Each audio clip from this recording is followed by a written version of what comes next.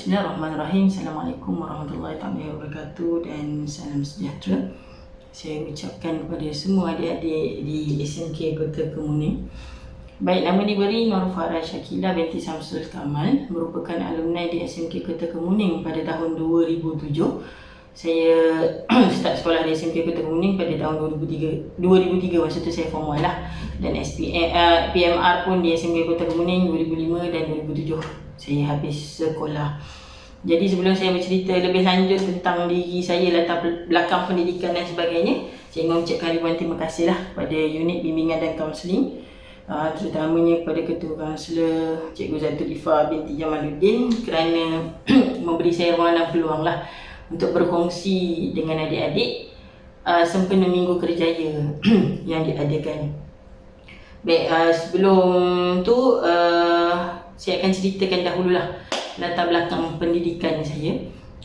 Selepas tamat sahaja pengajian setelah tamat sahaja SPM saya di SMK Kota Kemuning, saya mendapat tawaran diploma di Kolej Universiti Islam Melaka selama 3 tahun dalam bidang diploma pengajian Islam dakwah dengan pembangunan sumber manusia.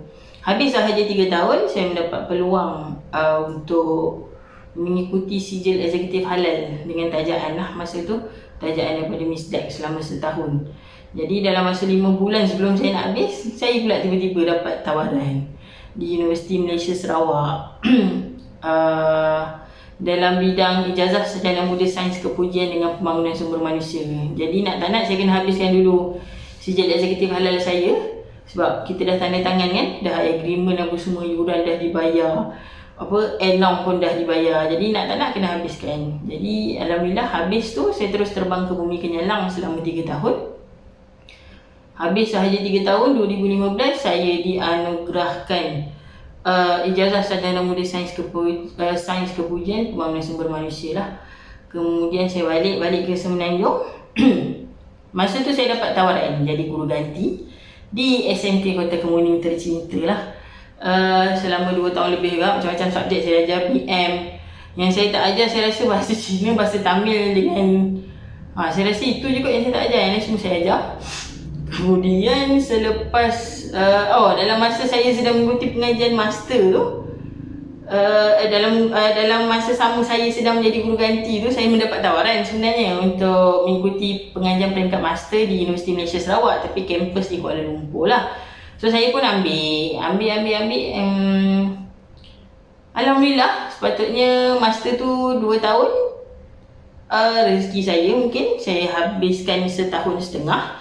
Dan kemudian saya terpaksa tunggu 1 semester untuk tunggu kawan-kawan saya untuk konvo bersama-sama lah pada tahun 2017. Dan dianugerahkan ijazah sarjana sains pembangunan sumber manusia. Alhamdulillah. Kemudian selepas tu mendapat tawaran untuk mengikuti pengajian PhD, ijazah kedoktoran di Universiti Melaya. Jadi masa tu pun saya pun macam saya minat untuk menjadi pensyarah lah sebenarnya. Pensyarah, pegawai penyelidik. Jadi saya rasa saya pun ambil lah peluang tu, sebab yalah peluang dia kadang-kadang dia tak datang banyak kali, dia datang sekali sahaja. Jadi saya pun masuk UM. Saya mendapat tawaran ijazah kedoktoran pengurusan pendidikan dalam bidang pengkhususan teaching and learning. Dan kemudian saya mendapat tawaran sebenarnya untuk menjadi RA. Jadi bila kita jadi RA ni sebenarnya pemangkin lah sebenarnya, menjadikan minat saya lebih untuk menjadi pensyarah dan pegawai penyelidik. Sebab untuk pengetahuan adik-adik, bila kita jadi RA ni kita kesana ke sini. Paling jauh saya pergi, saya ke Bandung lah, Indonesia, untuk international conference lah masa tu. Dan masa tu pun saya diberi peluang untuk menjadi keynote speaker di Universiti UPI lah, orang kita panggil UPI lah kat sana, Universiti Bandung lah senang cerita. Untuk menjadi keynote speaker, untuk berkongsi lah dengan pensyarah-pensyarah dan juga pelajar sarjana mereka. Jadi dalam masa saya sedang mengikuti pengajian PhD saya ni, banyak benda sebenarnya saya belajar. Bila saya buat research ni, maksudnya saya belajar tentang manusia. Jadi kita pergi ke sekolah, kita buat research pasal murid, pasal guru dan sebagainya lah. Jadi kalau adik-adik tanya saya negeri mana je saya tak jejak lagi, semua negeri saya dah pergi. Itulah benda yang best kalau kita jadi penyelidik ni. Sebab ni pun Minggu Kerjaya kan, jadi saya cerita tentang kerjaya lah. Tapi kalau adik-adik tanya macam mana boleh jadi minat macam ni kan, sebenarnya bermula di bangku sekolah lagi. Jadi masa kat sekolah saya memang aktif. Saya memang aktif dengan co-curriculum lah, maksudnya banyak attend program-program, saya pengawas dan sebagainya. Jadi kita banyak pergi program-program motivasi di peringkat negeri kebangsaan lah. Jadi disebabkan tu saya dapat anugerah tokoh-tokoh masa di SMK Kota Kemuning. Kemudian masa diploma pun saya banyak terlibat dengan program juga, sebab ketika tu saya merupakan pengurusi diploma dan juga saya merupakan ketua untuk asrama saya lah. Masa diploma saya kena duduk asrama. Saya dapat anugerah pelajar terbaik diploma ketika tu. Kemudian habis saya di Universiti Malaysia Sarawak pun banyak juga program saya attend. Saya merupakan presiden kelab debat di sana dan saya pun travel ke setiap universiti yang ada untuk pertandingan debat lah ketika tu. Kalau adik-adik nak rasa pengalaman yang best, pergilah belajar jauh sikit kan. Sebab masa tu memang free lah kita pergi mana-mana, sebab kita wakil universiti dan sebagainya. Jadi kat sana pun saya memang agak aktif dengan co-curriculum, sehingga saya mendapat anugerah jasa bakti, iaitu anugerah tertinggi co-curriculum lah di Universiti Malaysia Sarawak. Kemudian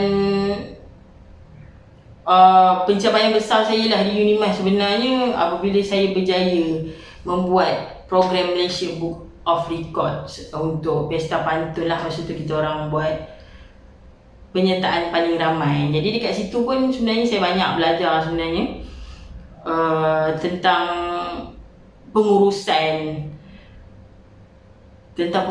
lah yang pastinya. Kemudian selepas tu untuk yang PhD ni saya pun dapat jadi RA. Memang lagi trigger lah untuk saya menjadi pegawai penyelidik dan pensyarah selepas ni. Tapi antara trigger saya sebenarnya untuk masuk ke laluan bidang pendidikan, sebab sebelum ni saya bidang pembangunan sumber manusia. Tapi bila nak masuk bidang pendidikan ni, trigger saya adalah ketika saya menjadi guru ganti di SMK Kota Kemuning. Masa tu memang macam tak boleh, kena masuk bidang pendidikan lah, nak tengok macam mana apa semua kan. Bukanlah harapan saya nak goncang dunia, saya nak ubah dunia, tak boleh. Tapi apa benda research kita boleh bantu orang, untuk orang baca dan sebagainya, mungkin itulah yang boleh membantu orang lain selain diri kita lah. Jadi daripada situ memang saya terus menjadi minat sebenarnya untuk mengkaji apa-apa sahajalah permasalahan. Dia bergantung kepada situasi lah. Contoh macam sekarang pandemik, isu kita sekarang PDPR dan sebagainya. Jadi benda tu pun dalam dalam kepala otak saya jugalah untuk membuat kajian selepas ni. Untuk pengetahuan adik-adik, saya merupakan pelajar tahun akhir lah. Maksudnya saya sedang semester akhir untuk ijazah kedoktoran saya. Jadi SEM ni adalah SEM terakhir sebelum saya viva dan sebagainya lah. Jadi itu sahaja perkongsian saya untuk adik-adik, dan saya berharap agar adik-adik mempunyai misi dan visi dalam hidup, supaya kita lebih terarah apa yang kita nak buat selepas ni. Dan yang penting sebenarnya, bila kita ada kerjaya yang baik dan sebagainya, janganlah kita lupa pada ibu bapa kita. Khasnya lah, yang penting sekali, jangan lupa pada ibu bapa kita, kerana doa mereka penting. Dan macam saya pergi mana-mana pun saya akan cakap, jangan lupa pada cikgu-cikgu kita, sebab mereka adalah titik permulaan. Doa mereka tu adalah titik permulaan untuk apa yang saya jadi sekarang. Jadi di kesempatan ini juga saya ingin mengucapkan ribuan terima kasih lah kepada guru-guru SMK Kota Kemuning, khasnya yang mengajar saya, yang saya kenal daripada dulu hingga kini, yang saya mohon doa. Saya tiap kali saya jumpa cikgu, saya terus terang saya cakap, cikgu doakan Farah, cikgu doakan Farah. Jadi saya percaya mungkin dengan doa mereka, saya berada di tahap saya yang sekarang ni lah. Jadi itu sahaja perkongsian saya untuk adik-adik. Saya doakan untuk adik-adik terus maju jaya di masa hadapan. Sekian, terima kasih.